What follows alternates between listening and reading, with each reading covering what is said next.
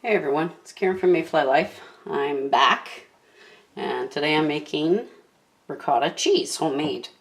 So you can see I've got milk already in my my pot, and I've got a thermometer here to measure the temperature. And I'm just going to turn this on to medium, high, or medium. It doesn't matter, but you gotta be careful that you're not going to scald or scorch the bottom of your pan, because you don't want that happening.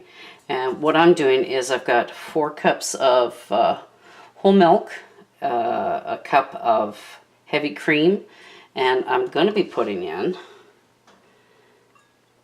3/4 of a cup of buttermilk. And what I'm going to do is I'm going to heat this to a temperature of 190 to 200 degrees Fahrenheit. And what's going to happen here is I'm also putting in some salt, which I require half a teaspoon. And now I just got to find my, and I don't have one. So what I'm going to do, my measuring spoon, I'm just going to put in a little amount, half a teaspoon of salt, regular iodized salt. You can use sea salt if you want, but this recipe just calls for iodized salt. So I'm going to give this a quick stir, so as to mix everything together. And I've made, not this particular recipe, but I've made ricotta cheese before using vinegar, because in order for it to for the proteins to coagulate, you need to have an acid, whether it be lemon juice or vinegar. Here is a different recipe where I'm using as the acid the buttermilk. So and I'm heating this up to bring it to a decent temperature of, like I said, either 190 or 200 on my thermometer. So I'm going to closely monitor that. And yeah, this is my new candy thermometer, because I've been wanting to make homemade caramels for Scott for sweets, because he's got a sweet tooth. So but it's more homemade, and I can pick and choose the different types of ingredients in there that would be beneficial for him for his for heart health. So what I'm doing is I'm actually slowly going to bring this up to temperature on medium high, and maybe probably end up turning it down to medium. Now, this particular type of cheese is a softer cheese. It's not one of the hard grating cheeses like you would with get with Swiss or cheddar or even Parmesan cheese. They're also aged, whereas this is fresh. So what I'm going to do is I'm going to bring it up to temperature in order for it to start to congeal, because that's what the acid will do in the with the milk and the cream, and it'll react and start to bring all those proteins and separate it from the whey. Is what I understand what it all means. And whereas with making cheddar or any other, like maybe mozzarella, they use rennet for that, but this is more just for anybody's use. I mean, they could, instead of having to go out and ordering online the rennet or the cultures or whatever, this is another way of making a soft cheese, which is great in lasagna, which I've done. I've used this in lasagna, as well as like on my eggplant parmesan. It melts beautifully. It tastes fantastic, and you can really taste the difference. So, like I said, I'm going to bring this up to temperature, and it'll slowly start to separate, because the buttermilk will react to whatever milk there is in here. And you'll slowly begin to see, as it goes up to temperature, the milk's proteins will start to form, and the curds will start to form, and you'll see that. Now, as you can see, the thermometer is starting to show about 100 degrees Fahrenheit, because you want to bring this up to about 190, 200. That's when the curds start to form.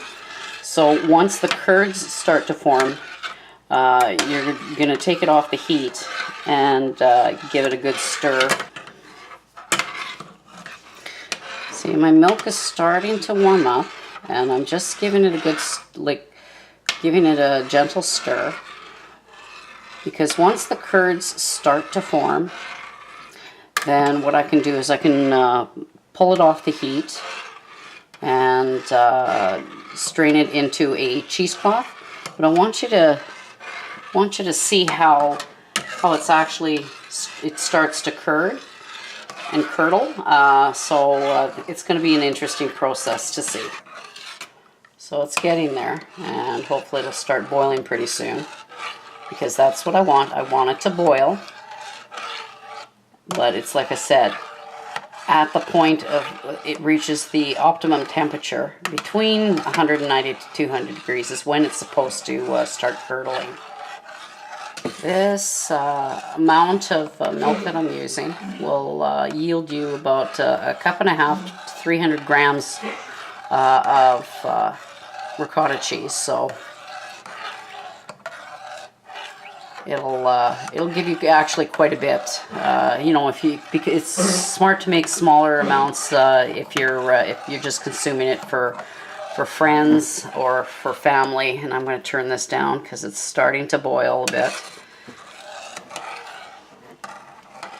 I've got probably another 20 degrees to go before it actually reaches the optimum temperature. So for the curdling to start. So, but I don't want it to overboil. So I'm being very, very careful, and you need to stay on top of this. You don't walk away. Turn off your phone, turn off, make sure the kids aren't around and so forth. You cannot be distracted, because then you risk spillover because of the boiling, and plus too, you just don't want to scald the bottom of the pot. You can see it's starting to curdle. So I'm starting to get, because it's almost at optimum temperature, and once it's reached optimum temperature, then that's when I can, as you can see my spoon is filled with curdles. And then once this is done, once this has reached temperature, I am going to pull it off the heat and strain it in a linen cloth. You can use cheesecloth, or like I decided to do is get linen cloth for reuse and reusable reasons, so that I don't have to worry about going out and buying and wasting cheesecloth, because then it's just going to get thrown out. And you can see how everything is coming together, how much it's curdling. This is a very simple recipe. You don't have to measure out any like acids, namely the lemon juice or vinegar. So this is really, like, look at that. I'm getting so excited. It's almost reached 200 degrees, and pretty soon I'll be pulling it off the heat and separating the curds from the whey.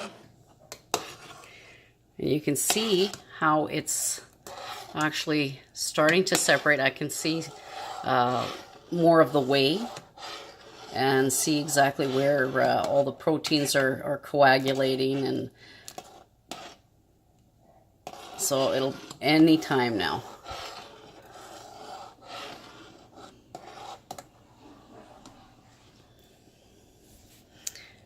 And I am so looking forward to this because this is a nice, fresh cheese.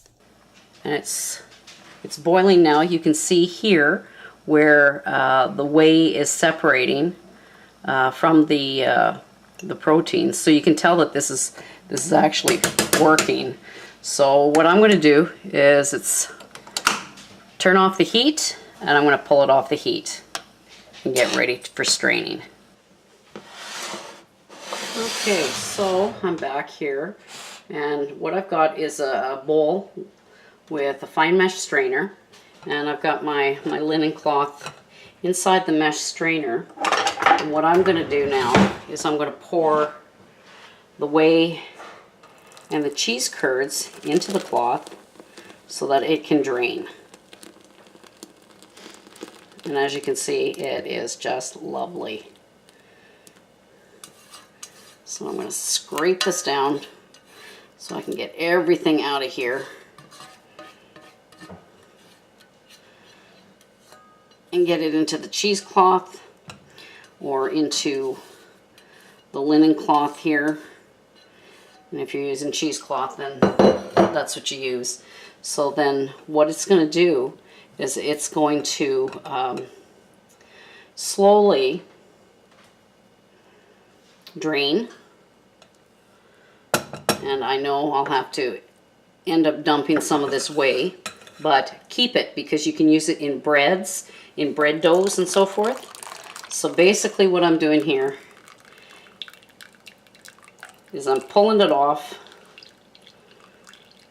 and putting the whey back into my pot so that this can completely drain.